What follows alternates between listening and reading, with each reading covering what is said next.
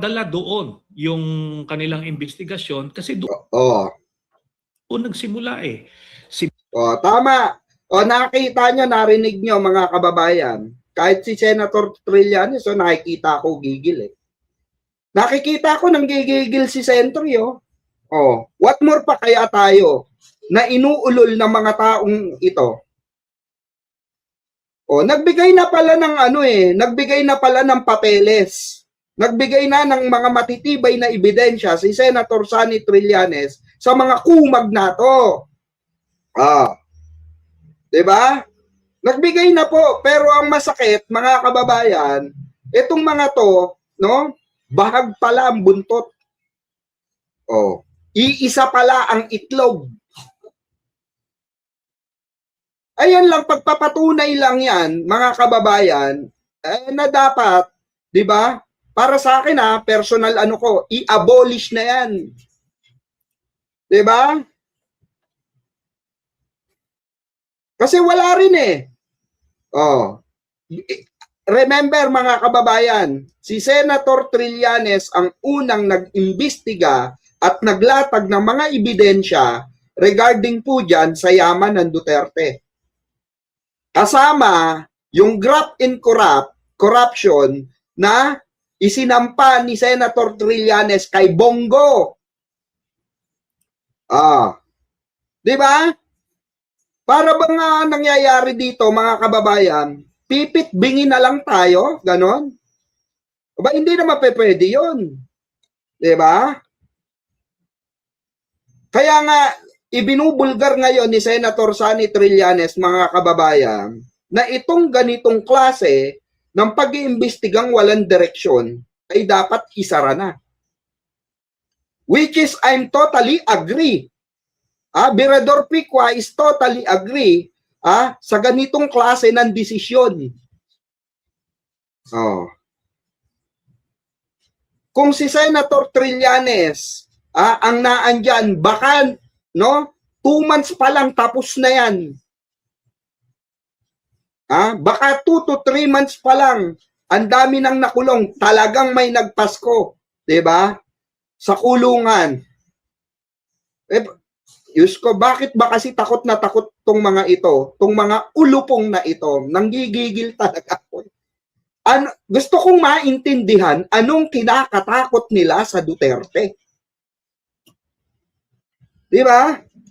Sabi ni Ma'am Anita Hapon, tama si Sentry, kundi nga kayang imbestigahan ng ICI, si Pulong Iyot Didiles ang kapatid, ang utak sa Duterte shit at si Bongbong Chekwang Gunggong, karapat dapat na sitahin sila ng ICI.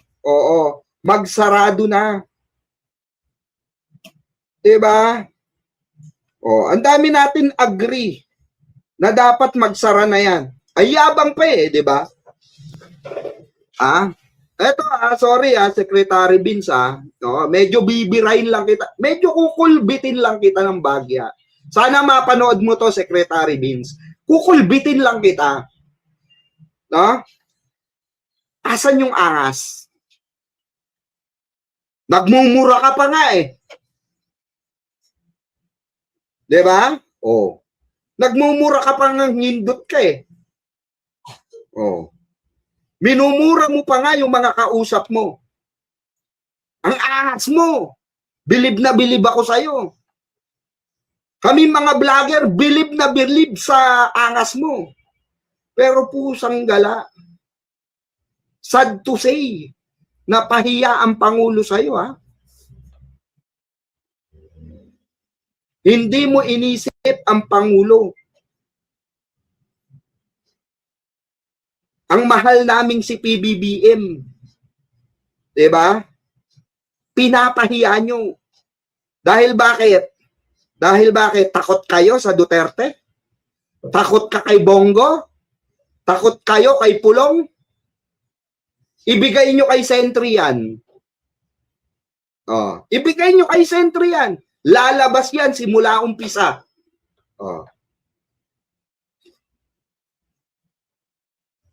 Dati naaangasan ako dito kay Secretary Vince, pero ngayon wala na. Nawala na yung angas eh. Pang-contractor ka lang pala. Uy, Secretary Vince. Pang-contractor ka lang pala. Pagdating sa mga Duterte, tiklop ka. Pagdating kay Pulong, lunok itlog ka.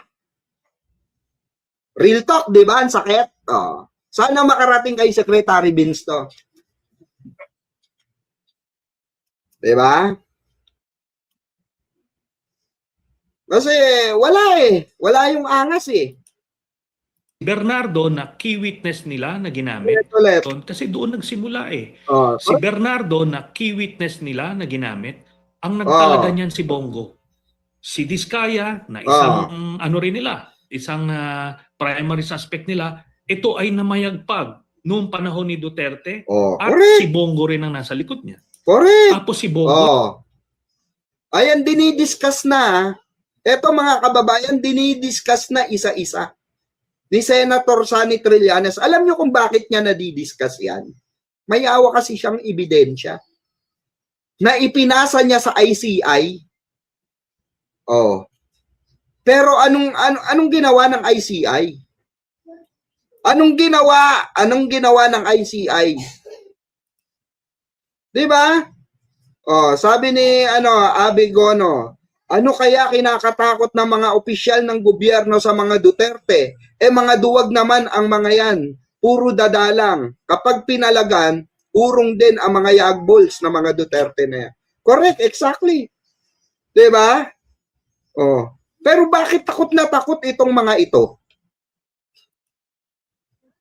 'Di ba? Sila General Torre nga hindi nasindak eh. General Torre hindi nasindak. Binuli ni tawag dito, ni Pulong saka ni nung kapatid niyang adik, 'di ba?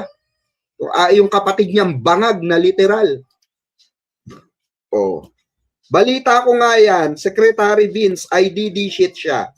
Kaya dapat si Sentry at the best president PBBM, kaya ganyan siya. Absolutely na under siya ng DD shit. Narinig ko din dito sa YouTube.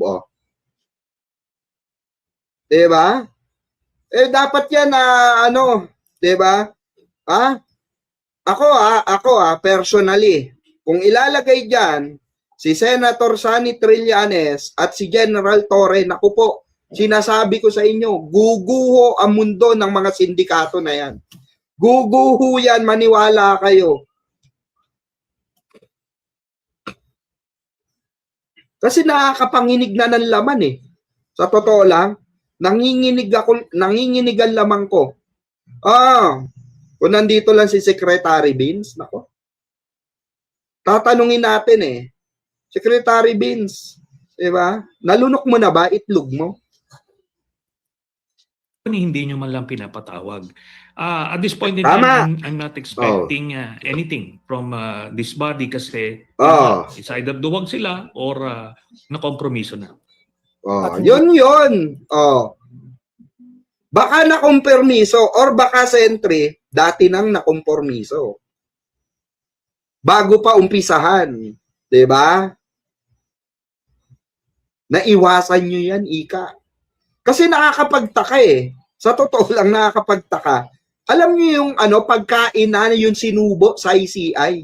Wala na silang ang gagawin na lang nila, i-review na lang nila yung papeles, yung mga papeles na isinumite ni Senator Sonny Trillanes ICI. Puta, mahirap bang reviewin yun, ICI? Hindi nyo na kailangan ng masusing investigasyon. Susuriin nyo na lang. I-authenticate nyo na lang kung talagang, di ba, ito ay totoo. Ito ba ay totoong nangyari? Ito ba ay talagang nangyari? Di ba? Mahirap pa ba yun? Para ka nang nag-exam na merong kang cheat. Para kang umattend para kang nag-take ng bar exam na alam mo na sagot. Pero itong mga pero itong mga ano na ito, sa ICI, parang pinababaksak ang gobyerno natin eh. Para bang alam niyo yun, para mas pinapahamak pa si Pangulo. Real talk lang ang ating mahal na Pangulo, hindi naman sila inuutusan kung sinong iimbestigahan nila. Ang sabi ng ating mahal na Pangulo, imbestigahan lang. Pegador, wala kang kawala. Pegador, kayo ay maganda. Pegador, galit sa masama.